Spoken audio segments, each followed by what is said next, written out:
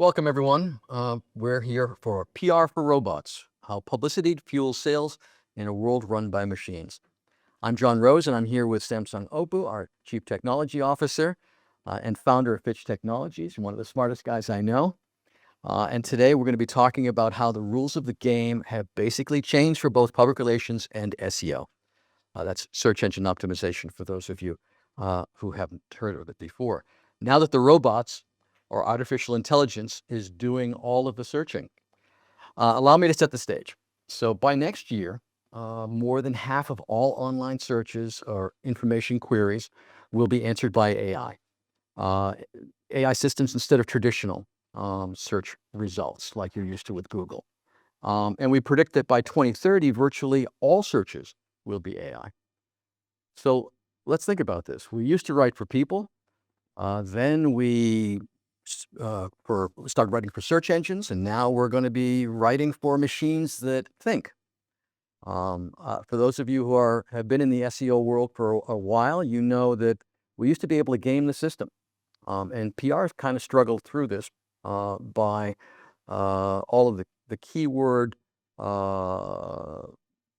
using keywords, backlinks, etc., in order to be able to get the visibility that you wanted in your search result. But now AI respects an article in the New York Times more than it does in a blog. The same way basically humans do as well. Basically, algorithms are now rewarding recognition, not just the keywords. So think about this: ChatGPT, Gemini, Perplexity, or even the new Google. They don't really search, they summarize. If your brand doesn't live in credible and referenced media, then you're pretty much invisible to these AI queries. And what we have now discovered, and one of the reasons we're here today, is that traditional PR is now a core visibility engine for AI searches. And that's because AI models are basically trained on authoritative sources. They basically are trained to ignore all the noise, right? That we get from press wires or content farms, etc. And when AI summarizes topics, it draws really heavily from trusted media, like the usual suspects, Reuters or Bloomberg, or locally maybe the National or the Arab News if you're here in the Middle East. Now, this isn't about SEO and PR living in isolation. This is about how the two now fuse to make brands visible in a world where AI is going to decide everything that we see or hear. Yeah, and AI isn't just about crawling anymore.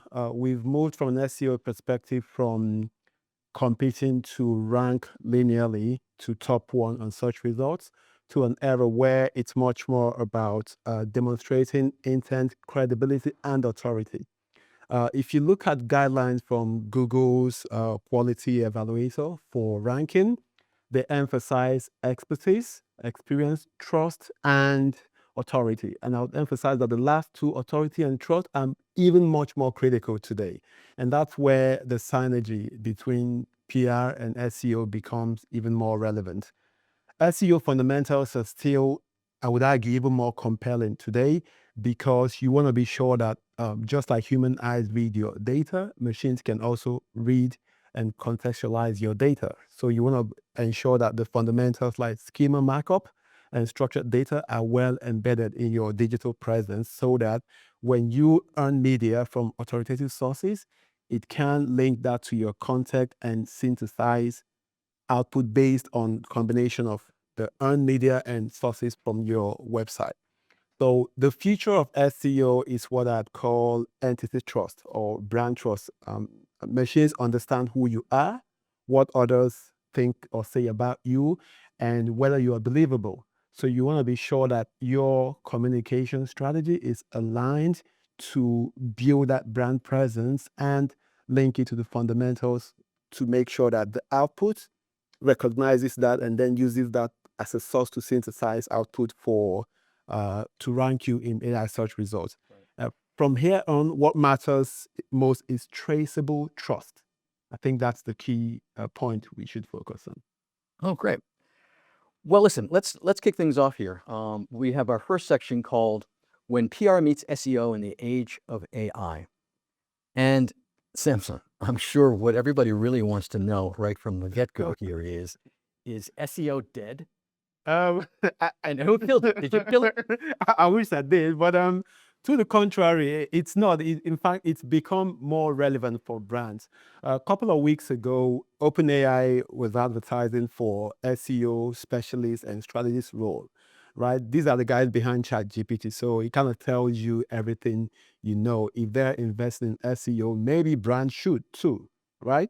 Um, the fundamentals are really critical here. The key remains to structure information to be readable by a machine and use in context to surface your brand when people search. We've moved to a zero-click era where people are able to get their responses without needing to visit your website. And that's the fundamental shift in how SEO is applied. Before, we wanted to rank for keywords and then have visitors go to our website to consume content. Today, you want to be cited in the right context so that your response actually gets featured in the AI response that you see online. Can I ask you a bit there? Because zero click, I think we raced right through that. And I'm not sure everybody's really aware of what this means. It means that when you're, right now, when you go to an AI search, say you're in ChatGPT and you ask it a query, oftentimes you're actually looking for the backup support and you want to link through to a website or to someplace else. But as the trust builds in the response from AI, as I understand it, correct me if I'm wrong, what's going to happen now and what's starting to happen already is this zero click, meaning you're going to go right from the AI result directly to the source, right to whatever it is you were looking for. That's what you're going to find. If you were shopping for something, it's going to bring you to the store, right? Absolutely. In fact, it's important you mention this point because if you look at the AI platform Perplexity, they've actually embedded commerce in their platform. And recently, OpenAI ChatGPT also launched their own browser. So in essence, what they're trying to do is to actually have that customer journey start and end on their platform. So if your content is not structured and contextualized, you won't even surface in that search. And what it means is that you lose credibility completely. So you might still rank organically on search, but if a consumer is starting their journey on Perplexity or Claude or OpenAI, ChatGPT, and taking action like purchase action right there on the platform, that's a significant gap that brands need to be aware of and plug. So you want to be sure that your content is cited in that response because call to actions can now be executed right in the search. So that's where it becomes more relevant. Backlinks are not dead, they're still relevant, but what is becoming more important now is where those backlinks come from.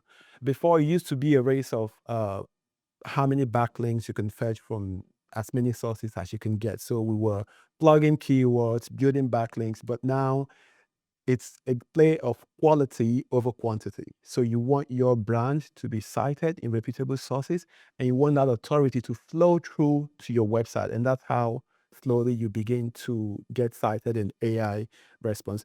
Just before we move on, I wanted to share a report from HREP, which shows that they surveyed 75,000 brands and found that brand mentions correlated 66% more with visibility in AI search compared to 22% for organic traffic. Right. So that means that the more you're able to embed your brand in AI search, it builds trust and authority, and that actually gives you visibility, and that translates to sales for businesses. Right. Well, before we leave this topic, I just want to ask you a little bit about, diminishing returns. And is, basically when we're talking about the longevity of SEO as we know it in the past, it seems today that we're putting in more effort, more money, or less result. What's your take on that? Absolutely, John. I've seen that as well in our practice. So, and that happens more when people stick to the traditional way we did SEO years past, right?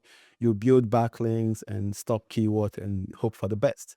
That play isn't as relevant as it used to be. To the best approach now would be for brands to marry the two, right? PR and SEO. You want to build brand stories and get those stories featured or cited in the right media, and then link back to your source. Because when these AI engines crawl the web, they're looking for authority and trust. So if your brand is cited on reputable sources, like you mentioned earlier, your Guardian, Wall Street Journal, and that link goes back to a source on your website, then there's a chance that it cites you because you're on a reputable source, and then it takes input from the content of your website to synthesize the response, which it shows in the AI answers. So um, there is diminishing return, but the winners are those who understand the change and are able to adapt to build brand stories around strong fundamentals. Right, exactly. And we're not even going to get into agentic AI yet, because but this is the setup, right? This is basically the precursor to a point in time in which AI will determine everything we see. And It's happening, right? OpenAI launched the browser, and that's one step closer to having your browser automate everything from booking your travels to executing tasks on your emails. So, and we've seen the progression and how much more efficient these tools are becoming. So, it is dynamic. It is progressing very rapidly, and we might see change happening sooner than later in this space. got it.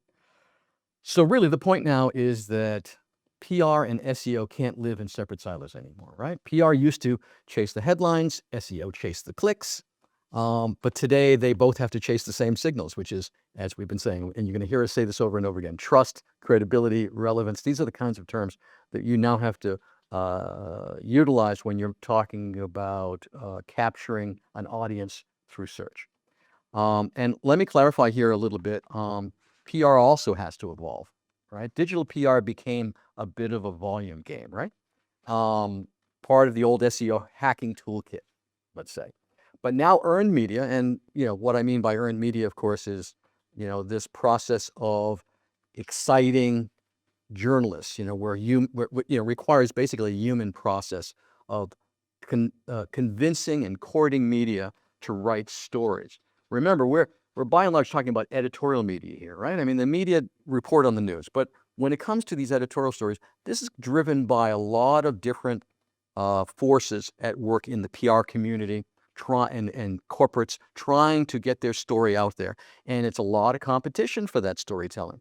So it takes a human approach, a relationship approach, and you have to look at how to generate newsworthy information. But at the same time, from the digital perspective, every quote, mention, or backlink from reputable media now trains AI models to consider you a reliable source. Absolutely. Right? So, for example, when journalists cite your CEO in Reuters or Arab News or whatever media, that citation also feeds into search and AI systems, right? And let's be honest, anyone can stuff keywords into a blog, basically. But it takes a professional communicator to craft a story that editors actually want to run, and that AI can also recognize and give it real authority. By the way, this isn't just our opinion. Search Engine Land says that PR is no longer just a supporting tactic. It's becoming a core strategy for brands looking to stay visible in the age of AI search. Indeed. So AI doesn't just trust your website. It looks at the world around it, the third-party signals, and that's where the role of PR becomes very relevant. By the way, we're right now we're in the section called "How Algorithms Reward Reputation." Yes. So just so that everybody at home and in their offices can keep up. And we're really talking about a complete shift from keywords to credibility, right? Absolutely. And this whole landscape, I would refer to it as entity optimization. How do you build trust around your brand? How do you earn media that translates to brand mentions or citation in AI response? So it becomes relevant to have a core strategy around how you build your content strategy. So it's not just about going across different platforms to earn media. You want to structure it around the stories you want to tell about your brand to build credibility, to build trust, to kind of optimize for brand mentions that drives to a call to action that you desire for your business. For example, when OpenAI answers a question about sustainability in fashion, it doesn't just crawl your website, It looks at third-party references with authority. So an article in platforms like The Guardian or Vogue Business talking about sustainability in fashion that mentions a brand would likely get cited as a reputable source as opposed to just the content you have on your website. So from a strategy point of view, you want to earn media around that subject, but also link it back to the source, which is your website. And that's where it becomes relevant to connect your PR efforts to brand mentions and then get backlinks coming from that earned media source back to your website.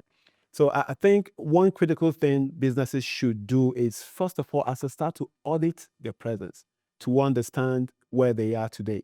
How visible are you in search?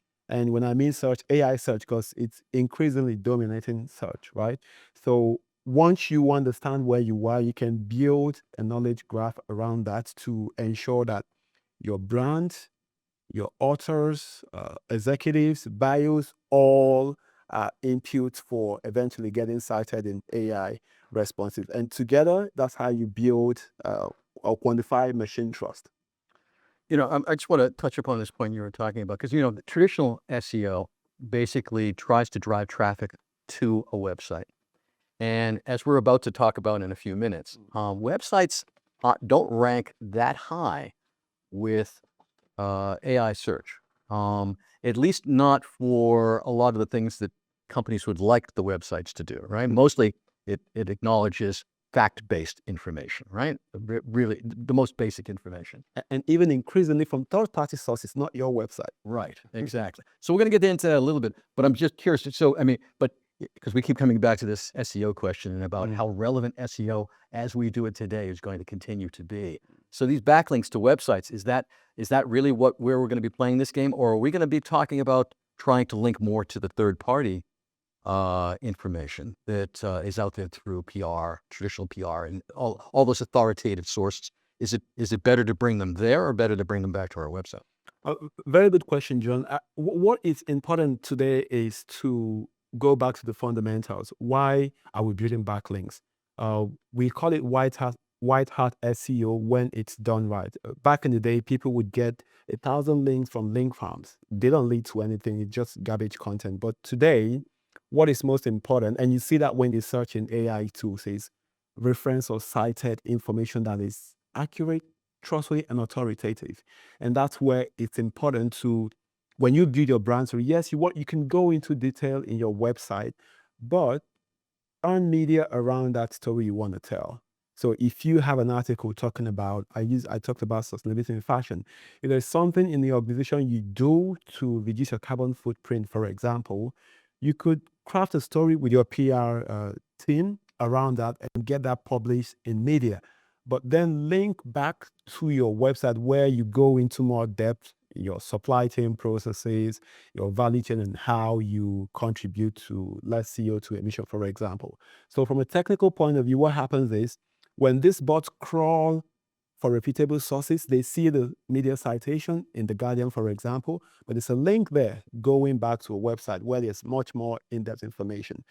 Now, it could potentially use the more detailed information on your website to synthesize a response, but cited from the third-party media. And that's where marrying those two strategies becomes really relevant. Right, it's like an endorsement. Absolutely. Right? Absolutely. It's checking to see if what you're saying is correct. Yeah, so they're not believing your word for it. They want to hear it from somebody. Exactly. Okay. And I guess that, is really why media isn't just publicity, right? It's discoverability fuel. Every credible mention tells the machine that your brand matters. PR is no longer just about press releases, although press releases are still relevant in some cases. It's about reputation engineering, I guess we would say. And, we've seen brands double their search authority after high quality PR bursts, right? Because machines recognize that they recognize the same things that humans do. That reputation, relevance, and repetition, as we say, just are the things that matter.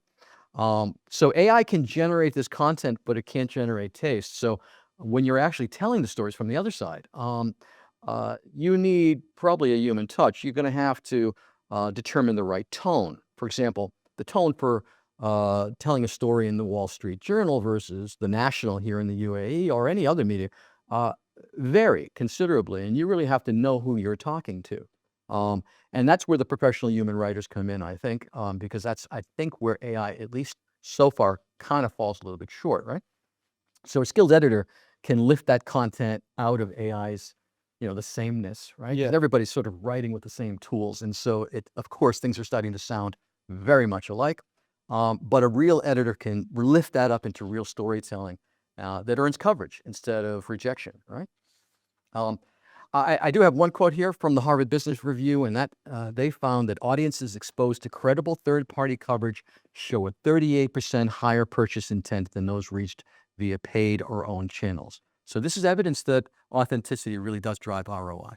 And you can totally relate to this as a consumer as well. These days, increasingly, we go to these AI tools for answers, and the first few sources they cite comes across credible. We tend to defer to those ones. We might look for other options, but if you're in the top one, two, or third citation in the result, chances are conversion is going to come from those. Right. All right. Now, listen, put simply, SEO helps machines understand you, and PR gives you a reason to be included. Now, here we have a very interesting slide that we want to bring up, which might shock, in some cases, some of the people watching, because when we look at how AI ranks information sources, and we look at what AI thinks is very high versus moderate versus low, I think this is very, very interesting. Let me touch upon first the regulatory filings, and or let's call it the regulatory filings and primary data. Uh, AI ranks them very, very high because AI knows that they carry legal accountability. Basically, these are the SEC filings, these are the audited financial filings, these are the government data sets. These are things that have repercussions if they're incorrect. And so AI obviously thinks of them as being very highly authoritative. And now the next one is top tier media, which is really the focal point of this discussion, because again, it's ranked nearly as high as these other regulatory filings and primary data. And that's because it's this third-party endorsement that we're talking about. It's a curated process by respectable media. And AI basically treats major editorial media as trusted authority sources. And though let me just clarify, they may rank them slightly differently based on context. And what I mean by that is that it really looks at what you're searching for, where you're searching from, who's doing the searching, right? And how much information is actually available out there to be surfaced, right? So, for example, classically, if all things being equal, then the Reuters, the Bloombergs, the BBCs, the Financial Times of the world are going to be the most highest ranked top tier media.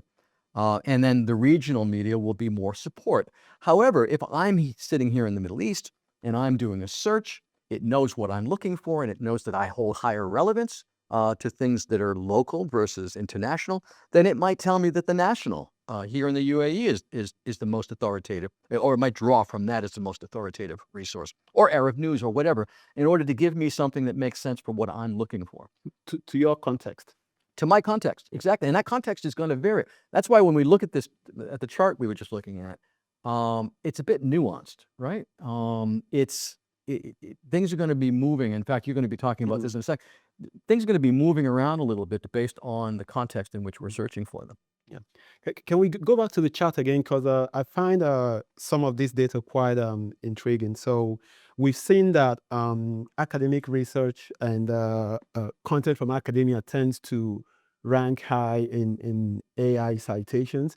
And it kind of makes sense, right? Because we're in this era today where there's a glut of content generated with AI. And AI knows it's from AI because it's synthesized from existing content on the web.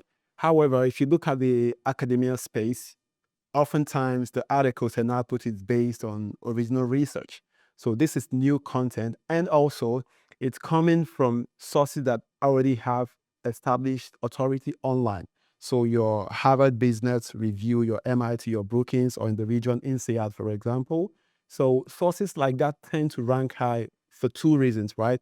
On the SEO side, you have domain authority because these are reputable academic institutions. And then what I'd say on the PR side, it's original content. So it's not synthesized content from the web. So I think that kind of correlates with what we see in the space. Consultancies as well, we see content, reports, research from leading consultancies tends to surface and get cited pretty well as well. And it also makes sense because oftentimes they do organic research for some of these reports. They do surveys and polls. And these, again, are first-party data that isn't synthesized from the web.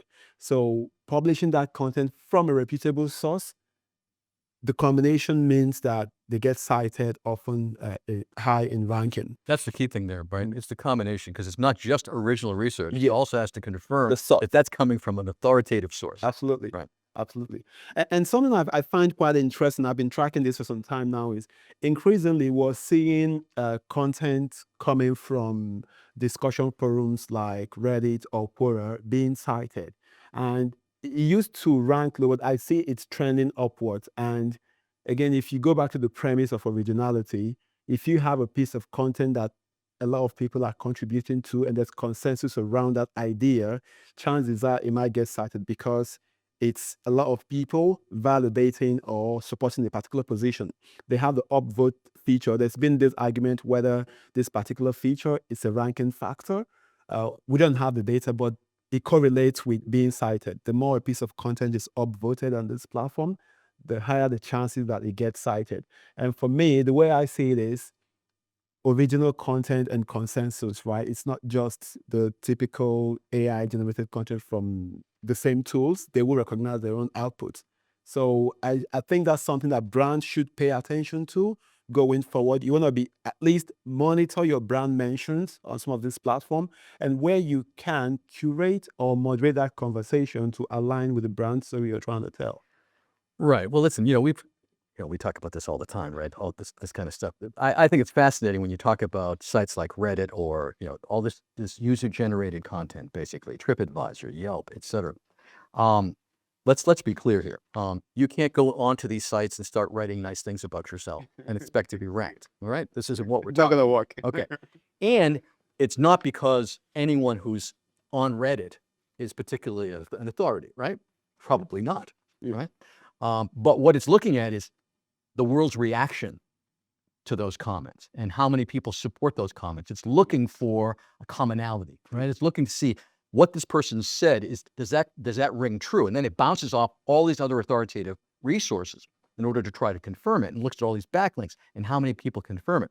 So yes, in a certain way, we can get into fake news land here, right? If a lie gets perpetuated, does it become true. right? So can we be looking at that kind of a feedback loop that you can get caught in when we're talking about these sites? Because we've talked about these like Reddits and before, they were actually ranked relatively low, and they seem to be moving their way up because of this reason. Yeah.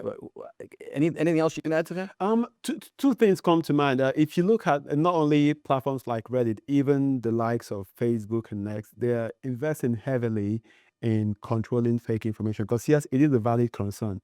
You can use bots to build consensus around false information to the point where it begins to appear true. Right. So these platforms are investing in controlling and moderating this type of content. The AI platforms as well are trying to put checks in place as well too. And that's where citations again matter. So even though you might build consensus around a particular subject, it might look at other reference sources to see if it aligns with established authority on that topic. If it isn't aligned, chances are it might also be a question mark on that piece of content in terms of citing it. It might cite with caution, because you see sometimes output coming from AI telling you, by default, they all have a disclaimer, but in addition to the disclaimer they have, some content might also tell you the contradicting opinion to the citation. Right. And that helps you to make your own judgment. So it is an evolving landscape, but yes, it could be a concern that with bot activity and influence activity, you might actually find false information ringing through because it just confirms. Right, and we saw some early hallucinations, especially with Google, when Absolutely. people were asking, how do I get more minerals into my diet? And Google said, eat rocks, right? So I clearly where it's surfacing that information, no one really knows, but we do have to understand that we are also at closing in on this inflection point where we can actually trust what we're actually seeing from these sites from AI. All right, maybe we can go back to that chart again for one last time, because I think that brands looking at the low sources here may also be somewhat distressed when they find that their websites, as we were mentioning before, are ranked relatively low because AI references them only for very specific verifiable information like specs and dates and corporate details, right? Your address. Okay, I mean, it's going after the most basic. Yeah. All that hype and testimonials and other content are filtered out. And by the way, we're talking about this the other day. For example, a lot of websites might use testimonials. So you might quote the New York Times on your site. And so you're thinking that maybe that will elevate your authority. But really, AI is going to run back to the New York Times and verify this and then use that as its primary source. So it's useful in communications for people who arrive at your website. It's just not using this information. AI is just not using it to surface results that it will feed back to third parties. So that's kind of where you have to understand this. Like, for example, when you're looking at all of these rankings, it doesn't mean that these don't go into your basic communications mix. They serve other purposes. Right now, we're strictly talking about the way AI perceives these sources, right? So, for example, expert blogs, you would think that those would rank very, very high. But really, AI uses them mostly for interpretation and insight. And that's only when the author is highly recognized. So even, certain things like even sometimes the Harvard Business Review doesn't get elevated for a lot of different reasons. Again, we talked about context, but also remember competition, meaning AI is going to go to the most authoritative resource first. So it may not make its way down to these other resources because it's already satisfied itself that it's there. Now, we can game it. We can say, please only look at blogs or please only look at this, and then it will. But remember, how often did you go to the third or fourth page in Google to look for things, right?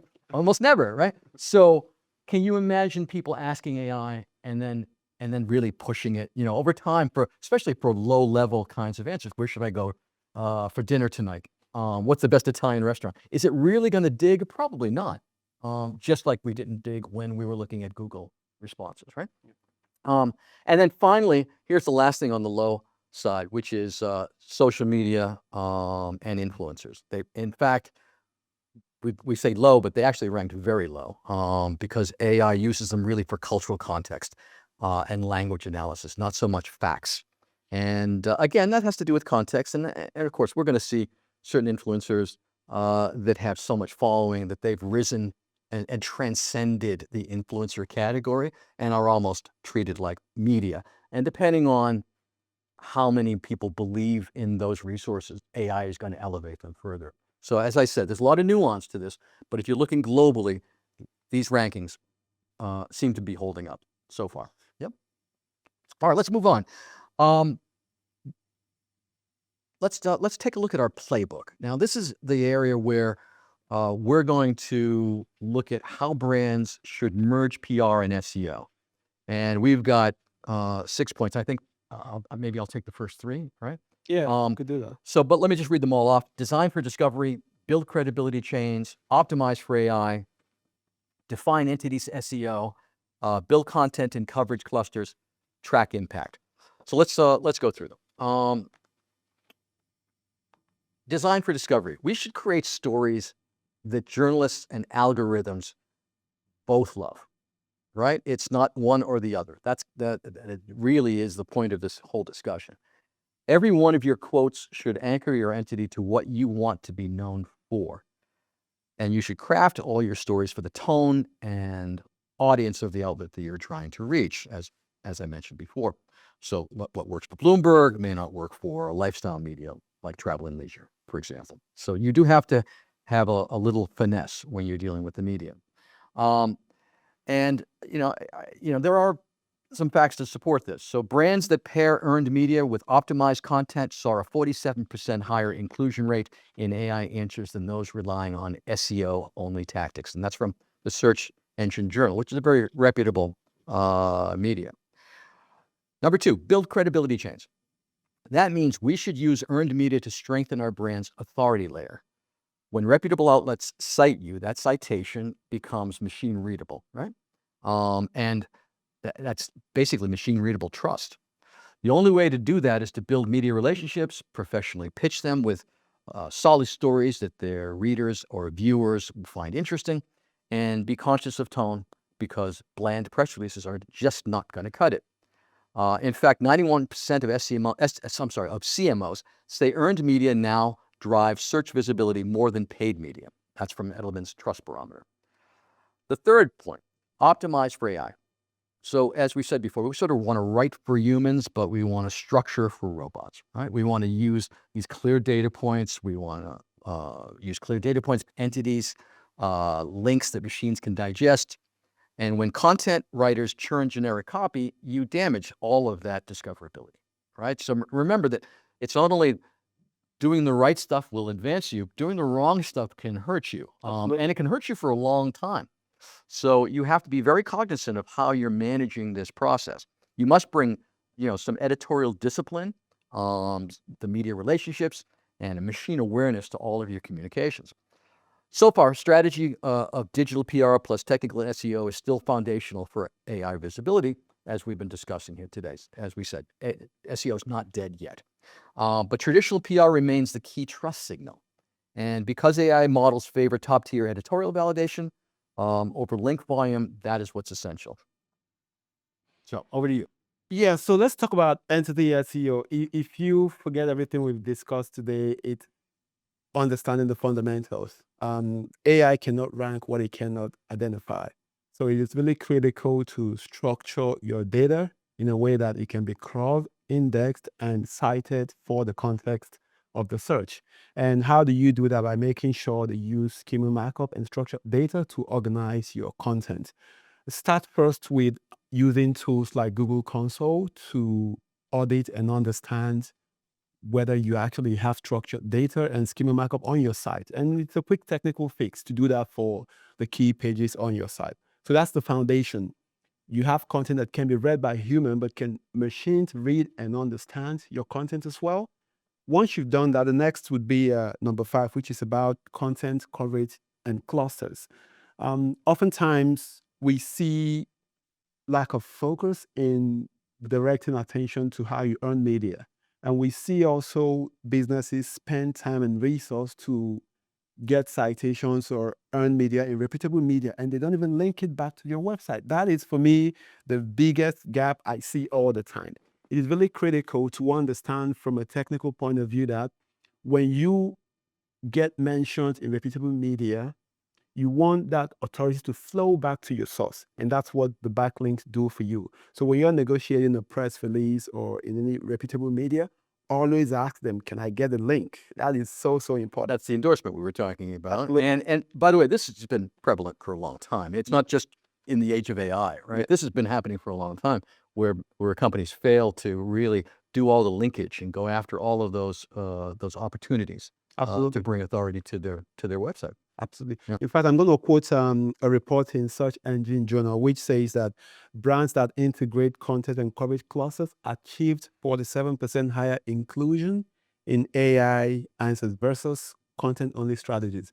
So that's 47% more citations for zero additional cost if you implement the right strategy. So I cannot overemphasize the importance of this. Yep. And then the last point, number 6, would be to track the impact. You cannot improve what you don't measure, right? So you want to be able to track your visibility. There are so many tools out there like Ahrefs, SEMrush, Profound that can help you track your brand mentions, and that gives you a barometer to see where you are and then take actions with your PR and SEO specialists to guide a narrative to have your brand mentioned in the right context in these answers on AI. Okay, great. All right. Well, listen, I think this brings us to our last section, which is managing PR for robots. So I guess really what we're doing now is we're talking mechanics, right? A little bit more. I mean, we just went through the playbook, so we've given you a lot of suggestions, a lot of tips. There's a lot more to cover, but I think that we're giving you some of the basic and some of the most important items. Um, and I guess what we want to say is getting coverage isn't luck, right? So if you're talking about how you're managing media relations and getting this PR, it's like engineered credibility. First, AI can already discern between earned and paid media. It recognizes structural markup and context, and if a piece is tagged as sponsored or includes affiliate disclosures, it may be classified as promotional, and that's not what you want. AI really discourages surfacing any information that it perceives as being promotional. So paid places may still be important, however. I think that it really comes down to the newsworthiness of the information or the validity of the information that's there. In other words, if you have an advertorial, a paid placement of editorial, as long as, for example, you're bringing in original research, you brought it in from an authoritative resource, maybe you've partnered with a great research organization that has authority, also another good tactic, then even the paid placement might be elevated somewhat, but never to the extent that the earned media would be. Second, not all coverage is equal. So top tier outlets like Reuters, Bloomberg, et cetera, BBC, for example, they carry what algorithms treat as authority weight. And regional or niche trade publications kind of serve reinforcement. But as I mentioned before, when we were looking at the chart, that's a bit of a nuance based on context. So you'll have to really look at where the authority is in the particular product you sell or the information you're trying to convey or the story you're trying to tell. Third, newsworthiness still matters. It always has, I believe, but I think that it's even more important than ever because now, instead of a system being gamed, you've got AI sort of acting like the person in the room, only with access to everything. And you have to understand that when you're approaching journalists, they're not really covering products, right? They cover stories. They're not there to help you sell. They're there to inform or entertain their readers or their viewers. So your product launch really only becomes coverage worthy when it reflects culture or innovation or some kind of a shift in the marketplace. And that's really important to remember. Absolutely. And machines mirror the same logic, right? They reward authentic coverage. So it's important to craft compelling stories about your brand and link it back with structured data. To manage PR for robots, we have to treat every release like metadata for AI. It should be clear, concise, and structured, and link back to a source. Very, very important. So, why put all that effort if you're not going to have that authority flow back to your site? So, craft a compelling story, apply structured data, and link it back to sources. I'll quickly run through a checklist as we wrap up. So I think it's critical to build relationships with journalists who cover your sector. Coverage is still human gated. The right relationships can get you media mentions in authoritative sources. Align every PR push with entity SEO, just so we can also ensure that that authority flows back and can help us improve our citations in AI result. I've talked about the importance of quality over quantity. So it's not just about pushing out releases or getting backlinks. It's about telling compelling stories and making sure that you're able to have that featured in reputable media, and that helps you with your citation. And finally, obviously, build a trust ledger to track and see the output of your efforts, and then in a positive feedback mechanism, iterate and improve on that to even enhance your visibility on AI search Right. results.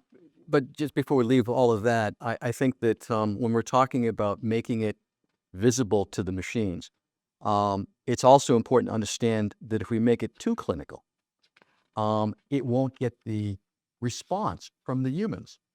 And then Absolutely. AI is then measuring that. So in other words, old SEO was let's fill this thing with keywords, okay, that will elevate this content. But now it's not only looking at the content, it's also looking at the impact that that content has made. And like I said, it's almost human in its approach to that fact. So we also have to write for humans at the same time. So the challenge is to write well and write stories that people will want to read. And if you do your job right and you include all of those signals to AI at the same time, but they don't have to be as overt as they used to be, perhaps, then you will win on all grounds. So remember, though, that manufacturing authentic, newsworthy publicity means creating genuine reasons to talk. So data releases, new research, as we talked before, but with authority, social impact, milestones, expert commentary, or first of their kind partnerships. PR for robots isn't just spin, right? This is about substance that the machines can verify. So, there are one last quote to end on. I think is that brand search volume increases by 39% on average in the 30 days after a major earned media coverage. That's a direct link between public attention and algorithmic trust. So I think we've done it. Congratulations. It's a great conversation. Yeah, let's wrap things up a little bit, and maybe get a few closing thoughts from both of us. Let me give it a shot.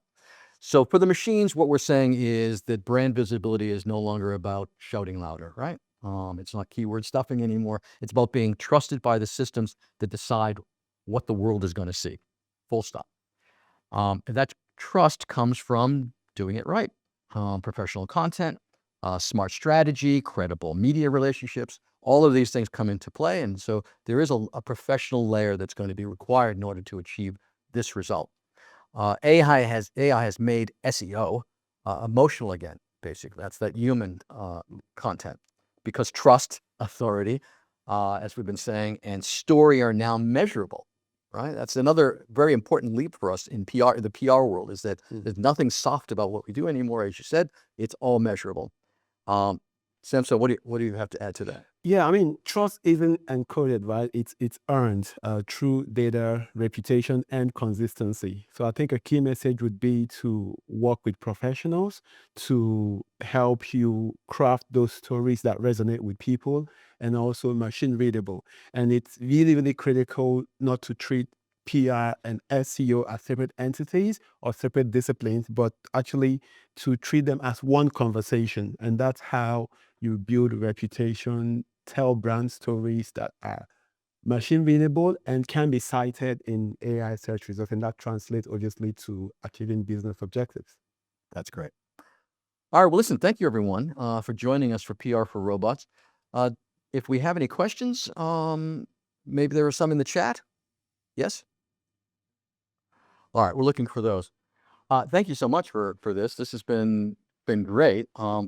You and I talk about this stuff all the time, but it's nice to try to share it with others. And I hope it's been informative to everyone. Absolutely, even for me as well. So having this conversation, I've had a few thoughts and insight come through, which from the projects we work on, I see an angle that we could actually apply to it. So it is indeed relevant. Yeah. Oh, great. Okay, you think I'm going to be able to read that? Let me give this to you. Your young eyes can see this. All right. Okay. We've got quite a couple of questions here. So if there are questions we don't answer in this session, we're going to get back to you individually. So there's a question that here, how do you build an SEO strategy for a new website?